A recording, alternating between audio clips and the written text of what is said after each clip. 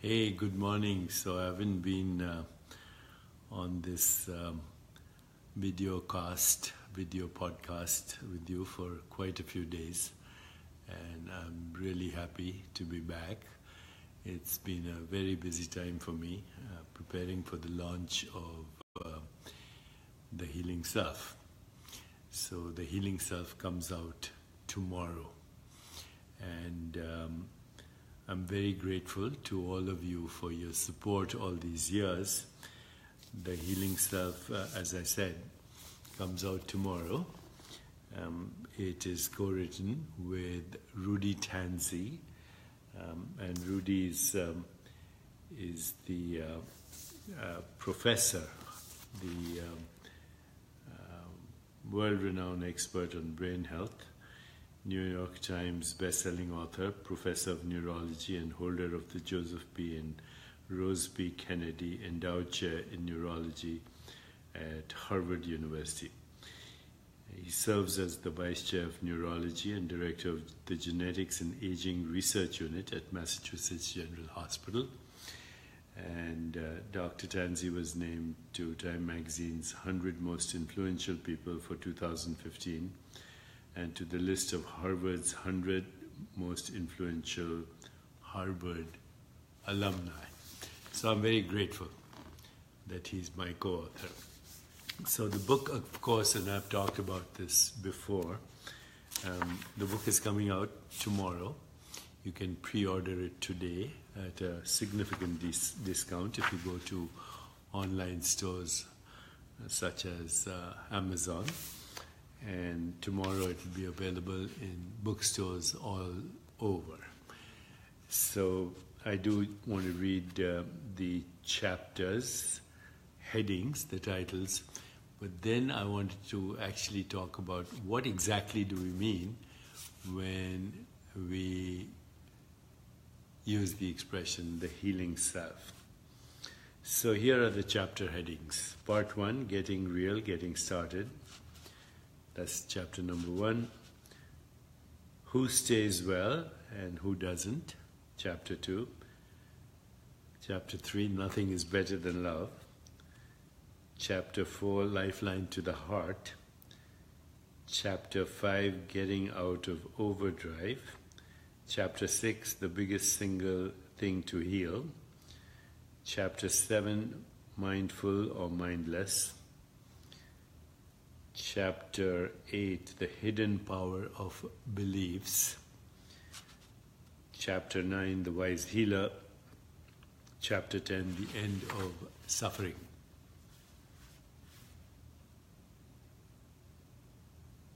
I'm seeing a lot of you coming to the book signings. Yes, I'll be traveling throughout the country for the book signings, and I will also, along with Dr. Tanzi, be on PBS, public television, talking about the healing self and the mind-brain-body connection starting in March. Okay, so section 2 of the book, part 2 of the book, is Healing is Now, a 7-day action plan. Monday, anti-inflammation diet. Tuesday, stress reduction. Wednesday, anti-aging. Thursday, stand, walk, rest, sleep. Friday, core beliefs. Saturday, non-struggle. Sunday, evolution. And then a special section by Rudy, Alzheimer's Today and Tomorrow. And a special section by both of us, some optimistic thoughts about cancer. Okay. Once again, thank you for your support. But now, let's go to what I wanted to really talk about today. And that is, what exactly do we mean by the healing self? So let's go to the two words, healing and then self. Healing is the return of the memory of wholeness. Wholeness includes mind, body, spirit, and the universe, because these are the components of every experience. I'll say that again. Mind, body, spirit, and the universe. And the universe, of course, also includes, on an intimate level, your personal relationships, your social interactions, your professional relationships, your work environment, your family, your friends, and the environment at home. So wholeness is all inclusiveness. In fact, the word healing, the word whole, and the word health are the same word. They have their root in the same word, holy. That which includes the entire unified experience that we call mind, body, spirit, environment, universe, friends, family, everything. So once again, healing is the return of the memory of wholeness. I'm going to ignore that phone call. I'm going to ignore that, okay? So let me...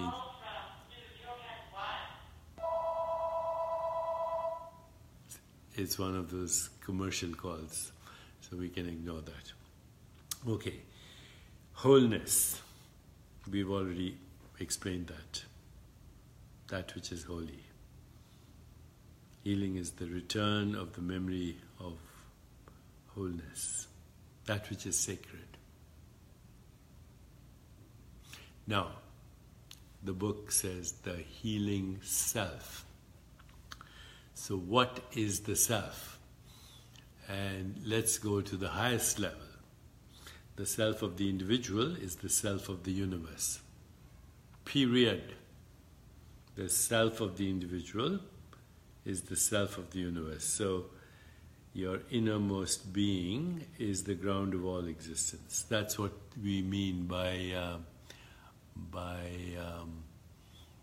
the word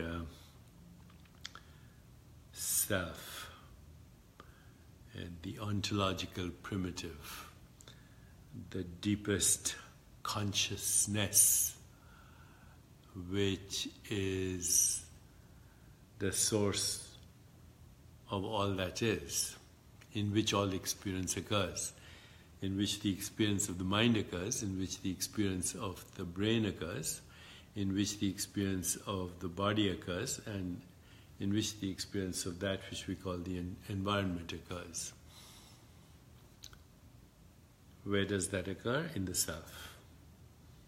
In pure consciousness, the ground of all existence. That's what the word Tattvam Asi means. And that's what the word Aham Brahmasmi means. I am the universe. So we can say we are extending now in the healing self beyond what I had even spoken about in You Are the Universe. So, of course, having said all this, I need to, once again, I hope, for the skeptics and for the physicalists, address the hard problem of consciousness. So let's address it from the physicalist point of view, because the physicalist point of view does not work. But we need to address it. The hard problem of consciousness is simply this. Your brain, Masood is saying why Sam Harris does not accept this. I hope he will. I'm doing a podcast with Sam Harris soon, so he will. I'm sure he will. Okay, so let's address the hard problem of consciousness. Through your five senses, the brain receives only electrical information. Period.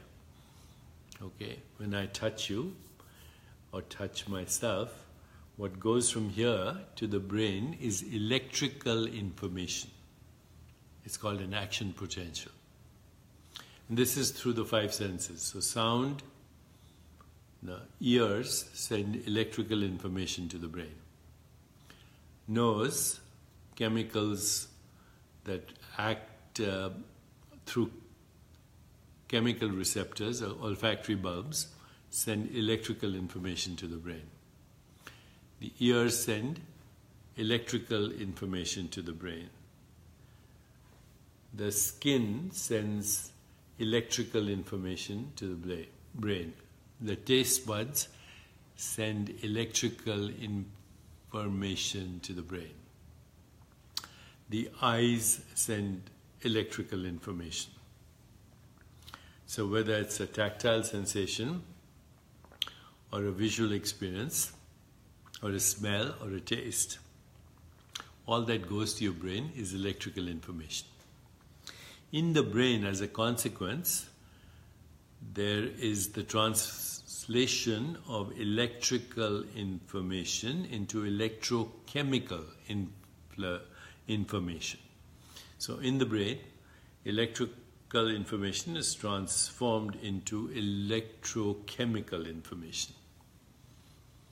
And magically, you hear sound, you feel sensation, you see color, form, shape, hear music, taste ice cream, on and on. Smell a fragrant rose. How does electrochemical information become the experience that we call the world? Also the experience that we call the body. This is called hard problem of consciousness. And the reason this is insolvable is that there is an assumption that the brain produces consciousness as a result of electrochemical information to the brain. The brain produces not only consciousness, but then also the experience of the world, experience of the body, and interpretations of these experiences that we call thought, likes and dislikes, that we call pleasure and pain, and the translation of that into every single kind of emotion. Love, compassion, joy, equanimity.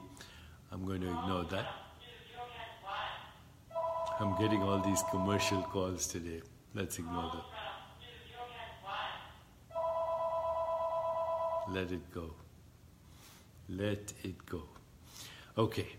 So as a result of all this electrochemical information, there is suddenly the experience of the world, the experience of the body, the experience of the mind, thoughts, feelings, emotions, desires, imagination, memory, insight, intuition, introspection, creativity, higher vision, purpose, meaning. How ridiculous is that? That electrochemical information produces all this in the brain. This is therefore called the heart problem. It's actually, Rick said just unplug the phone. I would have to move from here to there to unplug the phone. And I don't want to do that. Okay, so how ridiculous is that electrochemical information in the brain is actually the basis of all experience, interpretation of experience, and also meaning, purpose, and everything else I said. The heart problem is unsolvable. The heart problem is unsolvable if we accept physical matter as reality. If we accept the brain as reality, if we accept the body as reality, then the heart problem is unsolvable. But if we understand that the only thing we know is that we know, if we understand that there is a knowing element in every experience, knowing element, then what is it that knows the construct that humans call electrical information?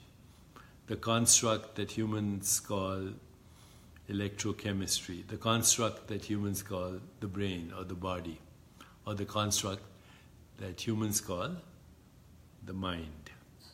If you understand that matter is not Matter is not the ontological primitive. Matter is not the original existence, but consciousness is, and that everything that we as humans can describe, everything that we as humans can name, whether it's a brain or a galaxy, is a human construct, then we have solved the problem. Then the self is actually the field of infinite possibilities. The self is the field of infinite creativity. The self is the field of infinite organization. The self is the source of intentionality. And the self is the source of all the constructs that come about as the knowing of experience. So simple. So the self is the source of all the organization. Now, of course, in the book I talk about, Rudy and I talk about sleep, we talk about stress management, we talk about diet, we talk about inflammation, we talk about epigenetics, we talk about genetics, neuroplasticity. But do understand, these are the maps that the self has created to explain itself to itself. And when this wholeness arises, both as experience and knowing, then we have found the healing self. That's it.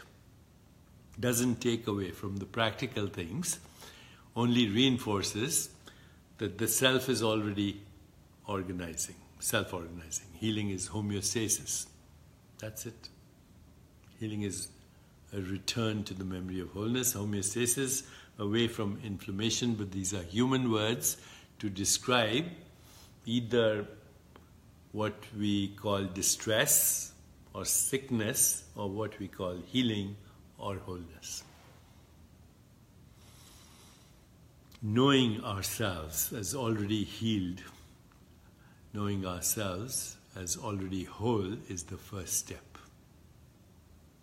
And this includes everything we want to tackle, whether we want to tackle depression or cancer or heart disease or autoimmune illness.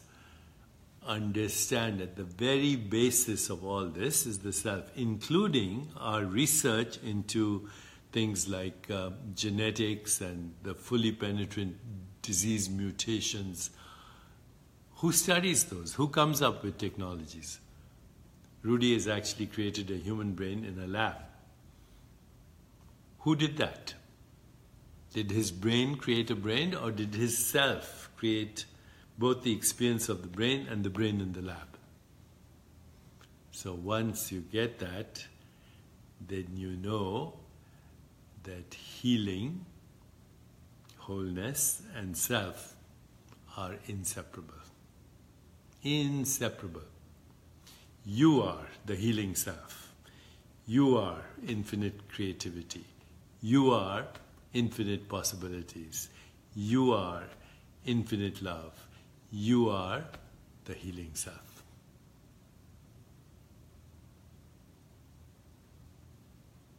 You are the source of all love.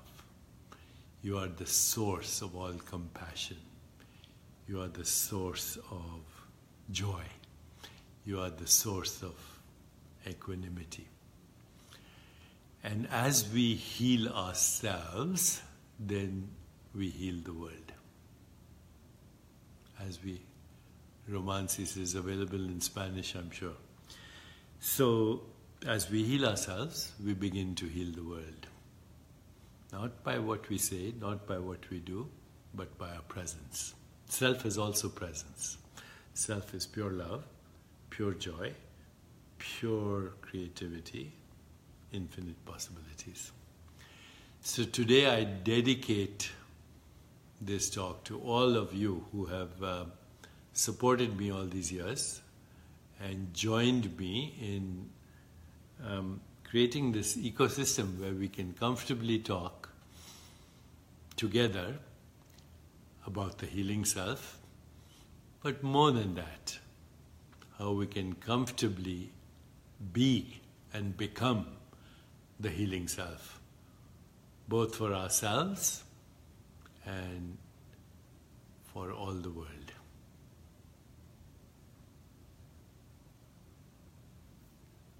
I thank my Guru, Rishi Mahesh Yogi, for having brought me to where I am, and for opening the door for me for the healing self. Jai Gurudev.